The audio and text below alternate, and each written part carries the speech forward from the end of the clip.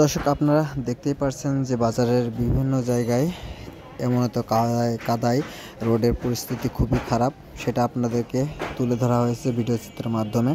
আপনারা দেখতে পাচ্ছেন এই জায়গাটা ছাগলহাটে যে জায়গাটা, সেই জায়গাটার পাশেই। তো যখন বর্ষা হয়, বর্ষার সময় এই জায়গাটা প্রতিনিয়ত কাদা থাকে এবং একটু একটু বৃষ্টি হলে পরেই বৃষ্টির পানিতে রোডটা ভরাট হয়ে যায়।